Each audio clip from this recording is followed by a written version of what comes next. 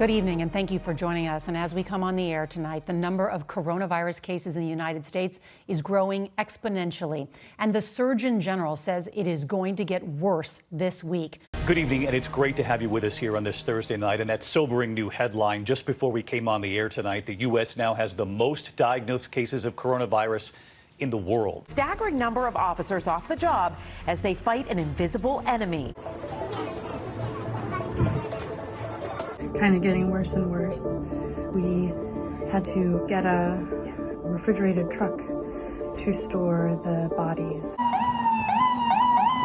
Queens in New York is the worst infected district in what is now the world's worst infected city, and the doctors and nurses don't know what's hit them.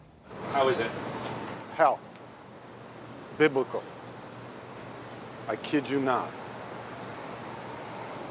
People come in, they get intubated, they die, the cycle repeats.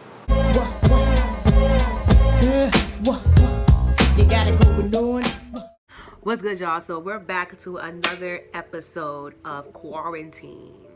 Yes, we are still in quarantine or shelter in, as some people would say. And I know that a lot of you have been watching the news and you've been seeing what's going on out here in New York. So with that being said, let's talk a little bit about what's going on.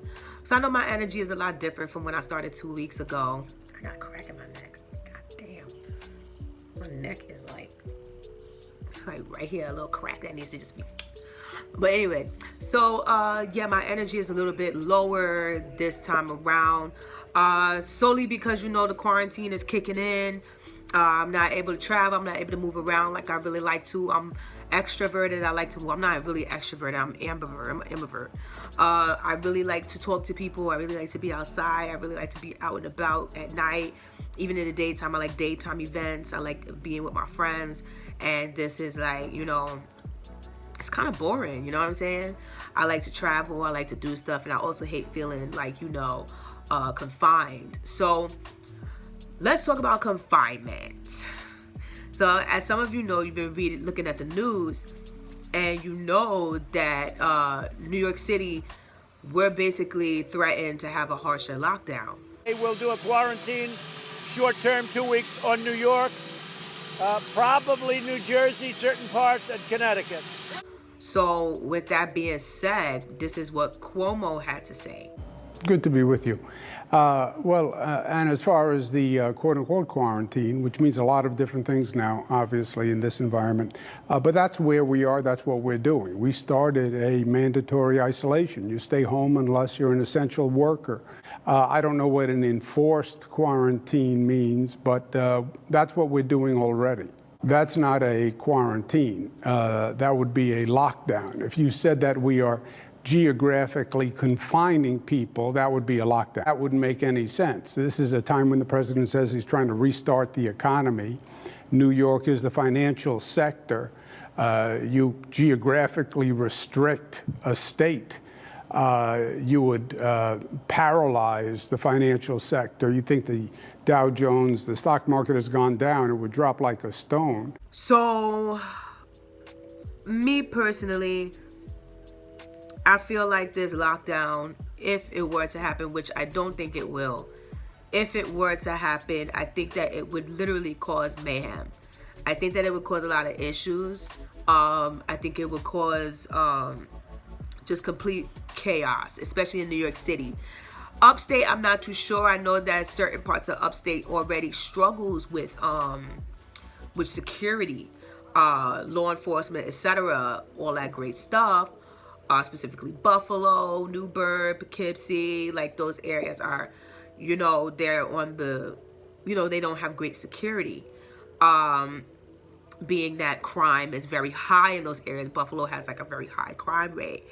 NYC is not the most dangerous city in the world or in the US or in New York State itself. But however, it does have its moments where crime does reach at an all-time high, or that it can be extremely dangerous to the public.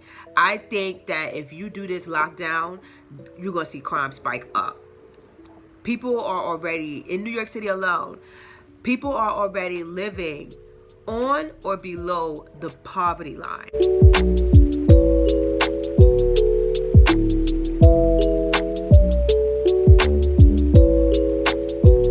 As the coronavirus tears across New York, the New York City Housing Authority, better known as NYCHA, has done almost no outreach about the pandemic, according to residents I spoke to.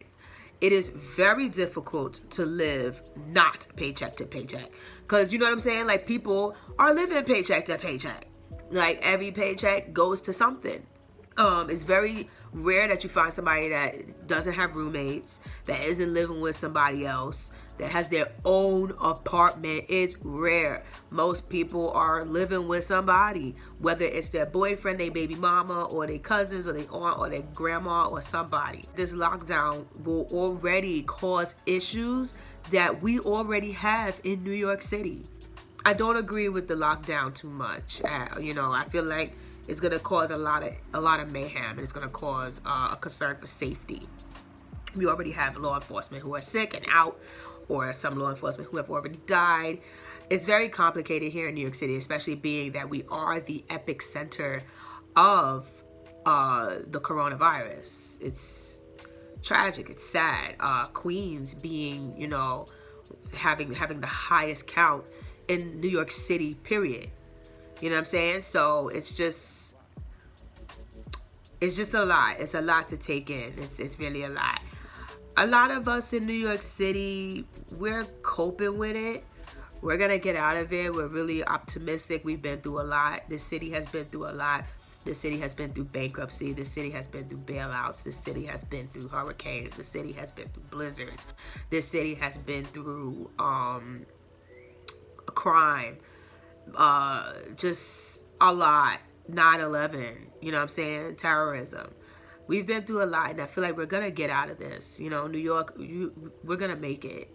But my biggest concern, like I've been telling people before, is after all of this, after this quarantine, after this shelter in, I don't think it's going to be the same. I think that there's going to be a complete struggle, economic struggle for New York, because we were already there before it even started, so this makes things worse. A lot of the people here are unemployed and, or laid off, aka unemployed. It's like,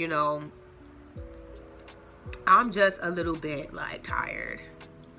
I'm tired, so my energy is down. My energy is not the highest. I try to keep myself entertained by dancing, doing little videos here and there with my neighboring friends, because we done seen each other before the quarantine, so it was like, hey, if you got it, I already had it, because we was together before then, so before this whole shutdown. Another thing is, what's crazy is everybody here in New York City, most people knows somebody with COVID. They said 50% of us are gonna get the coronavirus. So it's just a matter of time before we're all affected. I'm not gonna lie, I probably got coronavirus.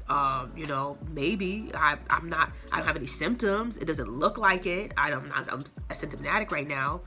But most people, I think, in New York City are gonna get coronavirus. I think that's what's gonna happen, which is why I haven't visited my mother. I will not visit my mom. I will literally just call her and everything. I won't see her. I probably won't see her for the next 2 months. Because, she's older and she's older. She's not, you know what I'm saying? I'm not trying to, throw shade at old people, but I just feel like older people are not going to be able to just shake off the virus as fast as maybe I can, or somebody who's under 30, It just sucks, guys, because I really had plans, I really wanted to go to Nigeria in July. As y'all know, I like to travel. I wanted to go to New Orleans. I wanted to go to Atlanta. I wanted to go to Miami, LA. Girl, bye. It's clipped for me, y'all. It's clipped. We can't do any of that. And my goal for this month, which is keeping me optimistic, is to find a remote job. Literally, it's for me to find a customer service representative call center job. The reason why I say that, rather than me teaching English, I don't like teaching English too much. I'm not gonna lie. It's not my favorite thing to do. Unless it's like creative English person. I'm not someone who's like, well, today we're gonna go over, you know, adjectives. But I would much rather do call center. I would much rather work virtually, doing those things, travel agent, customer service, things like that. Like, that's stuff I would rather do. So guys, this is where my head is at. This is what I've been trying to accomplish in the next month. We have a long way to go. We have a long way to go, guys. New York is not the same. New York is not going to be the same. I don't know what these folks are thinking, talking about. I can't wait for everything to just go back to normal. Yeah, no. Yeah, that's not happening. Like, we're not going back to normal. Hey guys, and work on Monday. No, that's not happening. That's not happening. We're definitely gonna need a lot of help. Like, a lot of help. A lot of help. So shout out to nurses, shout out to doctors, shout outs to the delivery truck drivers, shout outs to people working in USPS,